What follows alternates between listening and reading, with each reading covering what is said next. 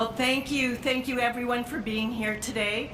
My name is Karen Mazurkiewicz. I'm the Vice President of Stakeholder Relations and Communications for Toronto Pearson. Today, Toronto Pearson CEO and President Deborah Flint will be providing an update on airport operations and the investigation following Monday's incident. We also have several representatives from our first responder agencies, as well as our COO of Toronto Pearson Operations. So behind me are Peel Regional Police Deputy Chief Mark Andrews, Peel Paramedics Commander of Operations Corey Tokach, Mississauga Fire Chief Darren Reetsey, and Toronto Pearson's Fire Chief Todd Aiken, and Khalil Laramet from our COO of Toronto Pearson. With that, I'd like to welcome Toronto Pearson CEO Deborah Flint, who will take a couple of questions after her remarks. Following that, our first responders are available to also answer some questions. Thank you. Karen, and good morning to all. We are providing a third update this morning on yesterday's events as the accident transitions to the investigation phase, and I will share more on that investigation phase and what to expect shortly. First, however, it's really important to recognize how grateful we are that there was no loss of life or life-threatening injuries in yesterday's accident. You know, every time you board a flight, you are greeted by flight attendants and by flight crew often. It's their job to make us comfortable and confident about the flight ahead, and they do an incredible job with that. But we saw the most important role that they play in action yesterday. The crew of Delta Flight 4819 heroically led passengers to safety, evacuating a jet that had overturned on the runway on landing that was amidst smoke and fire. I thank each and every one of these heroes, every flight attendant and crew member on Delta Flight 4819. I also thank every flight attendant and crew member across the industry. Thank you for all that you do every day and every night in service of safe air travel. In regards to the accident yesterday, at approximately 2:15 p.m., Delta Airlines Flight 4819 from Minneapolis to Toronto, operated by subsidiary Endeavour Air, was involved in a single aircraft accident upon landing at Toronto Pearson. The plane was carrying 4 crew and 76 passengers, among them 22 Canadians. Flight attendants, flight crews, and airport emergency workers and responders mounted a textbook response, reaching the site within minutes and quickly evacuating the passengers. At the time, there were 21 injured passengers ranging from minor to critical but not life-threatening injuries. A total of 19 passengers went to the local hospitals, with 2 more going to hospitals in the time period after. At this time, Delta Airlines has reported that 19 of those passengers have been released and 2 remain hospitalized. Our thoughts go out to all of the passengers impacted and their families. We have taken great time and care to extend care to each of the passengers that were here after the accident. That includes comfort as well as support in their emotional well-being in the hours since the crash. We have completed the reunification process for all of the remaining passengers, and we'll continue to care for them during this extended time. I will now give you more information about the operation and what to expect in the days ahead. From last Thursday to Sunday, Toronto Pearson saw extreme conditions, 2 separate snowstorms. On Thursday and Sunday, we got more than 20 inches, 50 centimeters of accumulated snow. That is actually not typical. In fact, it is more snow within that time window than we received in all of last winter. There were many delays and cancellations across this part of Canada and the U.S. Northeast during this time, creating numerous flight delays and backlogs. At Toronto Pearson, 221 of 974 scheduled flights were canceled on Thursday. 75 of 1,012 scheduled flights were canceled on Friday. 128 of 937 scheduled flights were canceled on Saturday, and 371 of 987 on Sunday. Monday was a clear day, though, and it was an operational recovery day for Toronto Pearson, with 1,006 scheduled flights. The results yesterday, in due part to the accident, were 462 scheduled flights canceled and 544 flights operated. Let's now talk about the investigation and what to expect in the next few days as we pivot to this phase. Last night, 7 members of the Transportation Safety Board of Canada arrived at Toronto Pearson to begin the investigation. 13 more of those investigators arrived today. Members of the U.S. Federal Aviation Administration are also here on site, participating in the investigation. As it is a Mitsubishi aircraft, Mitsubishi will be here on site as well, and Delta Airlines has sent their GO team who are already here on site. So what does this all mean for operations at Toronto Pearson today and in the days ahead? Our Emergency Operations Center does remain open, though operations on the runways resumed at 5 p.m. Eastern Time yesterday. We have been in recovery mode since resuming flights at 5 p.m. yesterday, catching up on delayed flights, and that continues into today as well. We are currently without use of our longest east-west and north-south runways. This and ongoing expected additional weather conditions today will affect how fast we recover operations, particularly with departure of aircraft. We do expect that the investigators on site will be reviewing the aircraft on its current configuration on the runway for the next 48 hours. And we are looking to get to support that investigation and the removal of that aircraft off the runway, at which point we can do our inspections and then return that runway into service.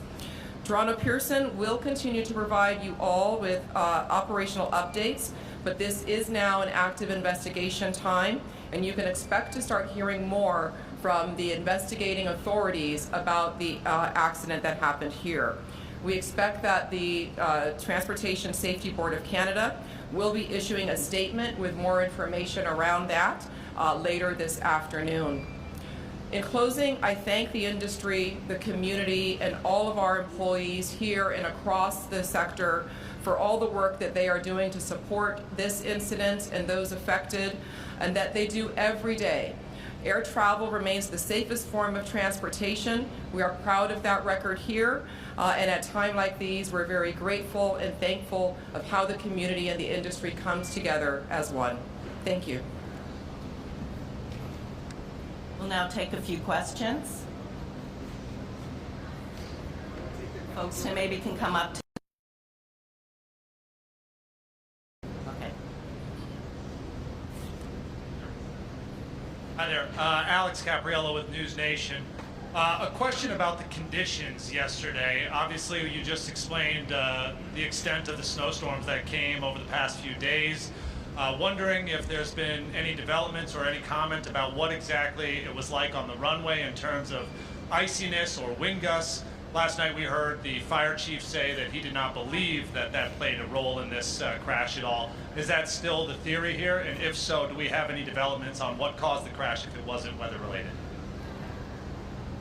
Yeah, this would not be a time for us to have theory or to speculate on what caused the crash. So as I shared, we have a number of agencies that are here that are responsible for doing a thorough and full and complete investigation to determine all the causal factors, and we are looking forward to getting those results and to sharing those, and those will be shared very publicly once they are received. And I understand that if you don't want to speculate about the crash, but can you tell us then what the condition of the runway was like at that time of the impact? I mean, was it slick? Have your teams been able to determine that? I look forward to sharing all of that information at the proper time. Again, those are all the details that are going to be covered during this investigation, and that is active currently. VO6 from the New York Times. I have one question and a follow-up. Does air traffic control handle CRJs differently than other aircraft in crosswinds? The air traffic control is responsible, NAV Canada, for all of the aircraft activity here at Toronto Pearson and in the surrounding areas. They will have to respond differently themselves as to how they manage those aircraft uniquely. How do you decide to pause operations because of wind, and who makes that decision? That is a cross-collective decision that is made between NAV Canada and the pilots during live operations. We are not pausing operations. We do have a slowdown in the operations due to 2 of our runways being closed for operations at this time, and those are the key contributing factors to the delays. Last question, there's no Delta or TSB representatives on the stage with you right now. Are you able to speak to why they're not present? We've been very much in communication with all of those involved, all of the agencies, Delta Airlines and others. We've all had quite extensive communication. They've been in our EOC, our Emergency Operations Center. So the system and the response to the accident is working as planned and going quite well with our partners. John Worrell with the Associated Press. 2 questions. One is the 2 people who remain in the hospital. Any timeline on how long they may remain? I do not have that information. Do you know what condition they're in? What we do know is that, again, 19 of those that were hospitalized are no longer hospitalized. The 2 that remain, none face life-threatening injuries from what we've been briefed and what Delta Airlines has released as well. And just finally, Deborah, given what we saw from all the videos that are on social media, and I'm sure what you've seen internally, how is it more remarkable that everyone was able to survive this incident? There are so many factors that lead us to have gratitude today. Again, I cannot commend enough the crew, the flight attendants, pilots, and our emergency responders for their quick and effective response. It's really incredible, and when you see that aircraft, it just makes you really thankful for all the safety checks that go into running this one of the world's safest air transportation systems. Okay, we'll take questions now from the first responders, please. Good morning, Momin Qureshi from 680 News Radio. My question really is, last check the wreckage was still out there on the runway. I just wanted to know if we know how long that will be out there and what kind of impact that's having on service here at the airport. Yeah, so as I shared, yes, that the remains of the aircraft will remain on the runway while the investigators are performing their reviews. We expect that could be about 48 hours.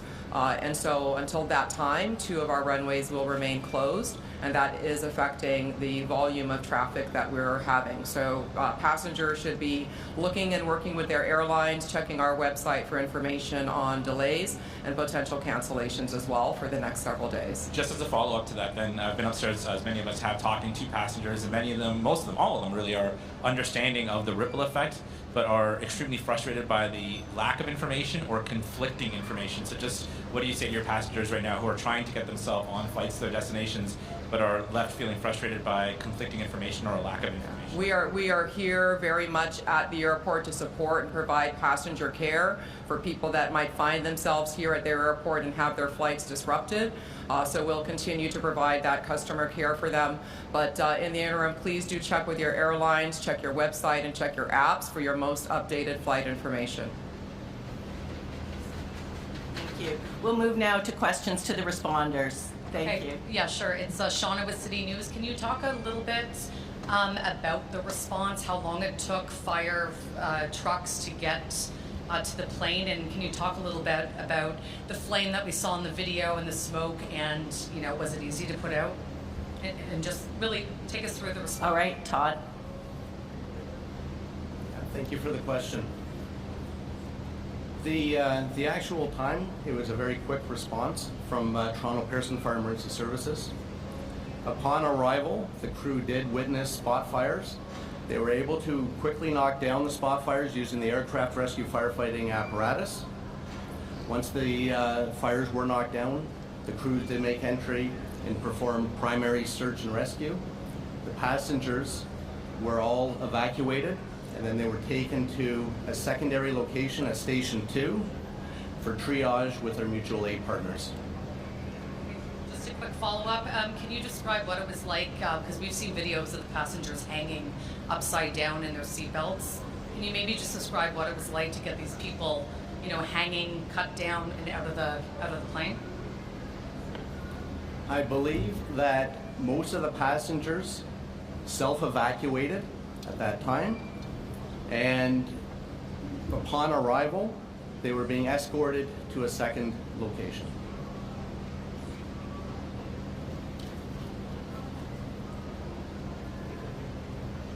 Hello, Nate Foy, Fox News. I'm just seeking some clarity from a first responder's perspective on the elements in your efforts yesterday. I know a lot of people are hoping for some clarity on what the fire chief said, and it sounds like you guys won't give us that, but can you tell me what it was like out there on the runway as you were doing your job? Was the runway dry, and the wind gust, how did it impact you?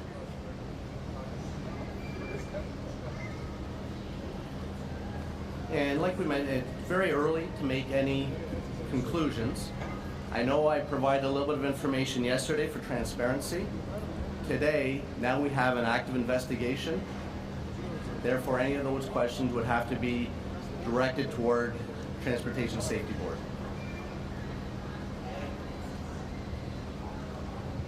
Hi there, Karen Lieberman with Global News. Besides the chief, I just wondered if any of the other first responders can speak to their own experiences and what you found and how you cared for some of these passengers. Sure. Thank you for the question. Mark Andrews, Deputy Chief of Peel Regional Police. I'd like to, before I answer the question, I'd like to say that our thoughts and prayers are with the 76 crew members and 4 passengers and their families that were impacted by yesterday's events, which fortunately had the best possible outcome for all of us. Our response as Peel Regional Police, we're the police of jurisdiction. We have a really robust presence here at the airport. We actually have a fully functioning division with 100 officers and civilians located. We have a presence on the public side and the private side. So we were able to respond in a very timely fashion along with our first responder partners. The conditions were difficult, but I will say this, that we regularly practice with our partners in fire and EMS and the GTAA and Transport Safety Canada. So we were prepared for this event, as extreme as it was. And our men and women, not only in policing, but across all the first responder services, did a tremendous job. And in my mind, no doubt saved lives. So I'd like to acknowledge that. There was some impact, on the police of jurisdiction being ourselves, not only here at the airport, because as you can imagine, we don't have surge capacity to deal with something like this the way they do in the private industry. We had, at one point we had 50 police officers responding to the circumstances here at the airport and the surrounding environment. What I'd like to do is thank our partners at the OPP, Commissioner Tom Creek and Chief Marion Demke, because they supported us through the aftermath of the incident. Officers to support both of our public. All in all, it was a great response by first responders, supporting GTAA and our TSB partners, but it's something that we've practiced and we're well prepared for should this happen again going forward. Mississauga Fire and Communications Services received the 911 call. It's called a crash alarm, so we get it directly from Pearson into our communications center. So we had a very quick response. We had 6 apparatus from Mississauga Fire respond. It was a combination of aerials, engines, and squads. In addition, we sent our command vehicle and also a tanker. We also had an acting platoon chief, a district chief, and myself that attended the scene. I took a position within their emergency operations center. Just to reiterate what Deputy just said, annually our firefighters at a location called Festi. It's a training facility.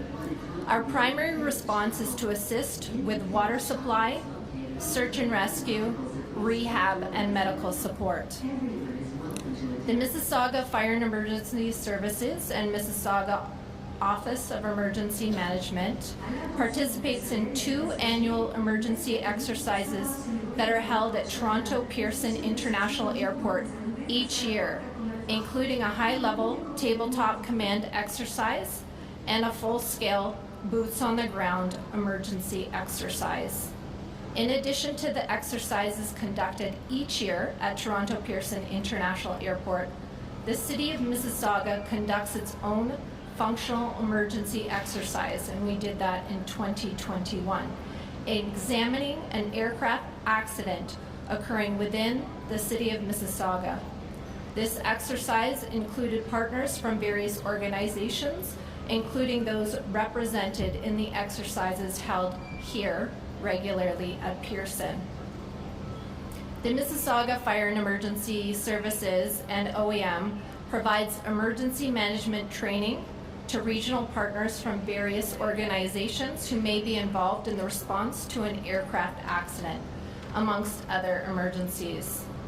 The Mississauga Office of Emergency Management can also serve as a conduit between the city and the Provincial Emergency Operations Centre if provincial-wide coordination for the response and recovery of community impacts during an emergency is required. During an aircraft accident, the Mississauga Office of Emergency Management can assist in the coordination of providing municipal services if requested by our community partners who may be impacted in the event. This could include transportation like buses, facilities, or heavy equipment. The City of Mississauga has developed its own aircraft accident emergency plan, which conforms with and operates in conjunction to the airport emergency plan developed by the Greater Toronto Airport Authority. Thanks. That was a fulsome response. I just also wondered if anyone can speak to the nature of some of the injuries. Do you want to speak to something?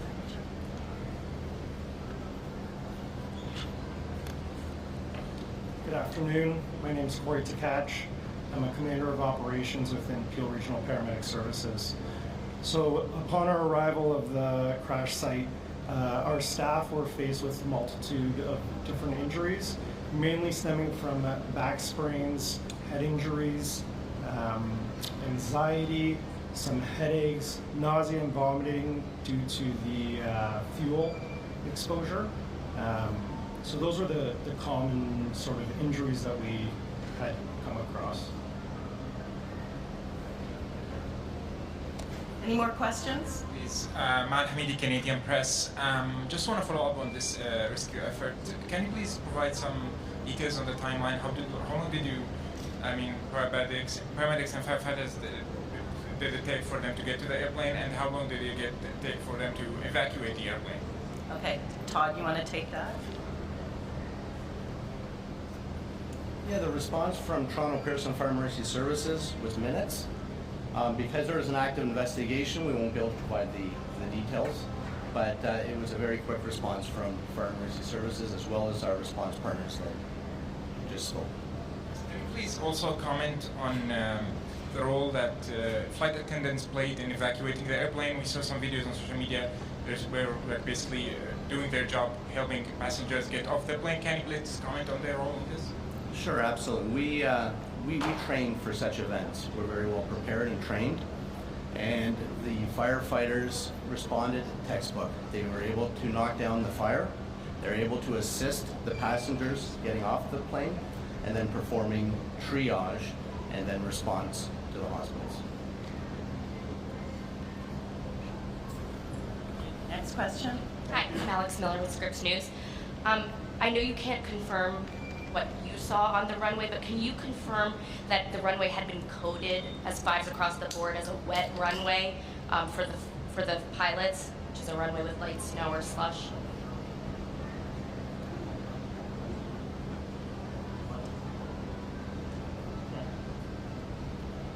Yeah, like I mentioned earlier, Because there is an active investigation, that will have to be directed towards the Transport Safety Board, please.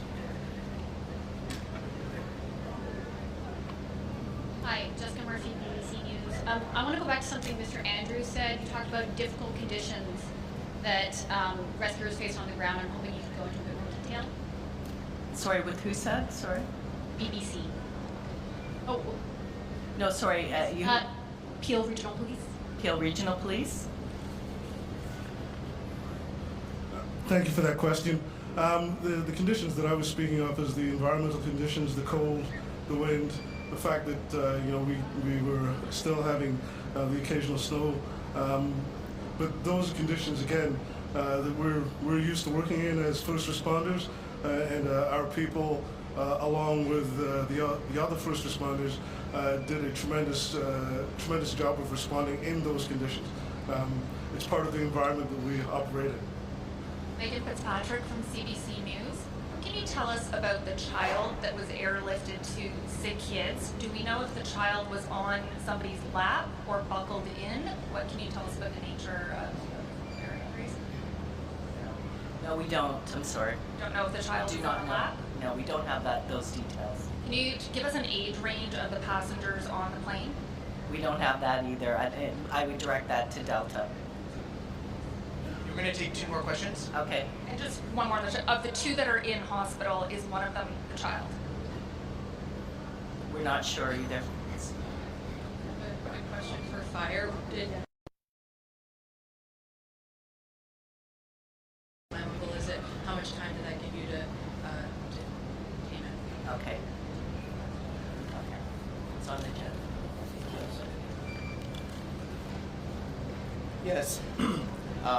Upon arrival, there was jet fuel and there was flames. We do have specialized aircraft rescue firefighting equipment that carries water, foam, and dry chem, and that it is utilized to smother and cover up the jet fuel to provide mean-free egress for the passengers. So we do have the appropriate equipment and the appropriate training to mitigate that emergency. Okay, we'll take the last question. Just like a last question on the nature of the injuries. The people who were more seriously injured, those who were at one point in critical condition, what type of injuries were those? Are we talking about like broken bones, serious sprains? I think the paramedic did speak to that a bit, but he can come back and reiterate. So on the initial assessment in any mass casualty incident, we do a triage of patients. And yes, some patients were deemed to be critical at that time. And we make that assessment based on our initial contact, what the patient's complaining of, the fact that they were involved in a plane crash. And some of those determinations happen quite quickly in the short amount of time that we spend with that patient to ensure that they're receiving the quickest care possible. And there are times when further care occurs and those conditions get downgraded. So from critical to like serious and non-life threatening.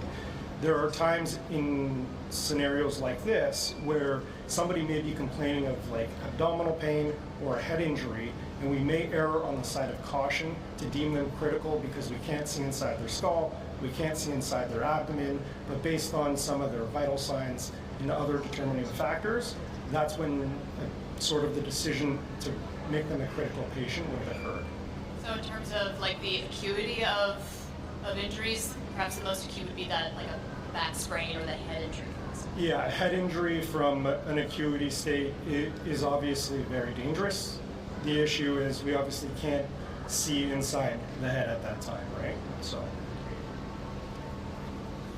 Well, thank you all for coming today. We really appreciate it. I really thank all the responders as well for their time to come today and explain the situation on the ground.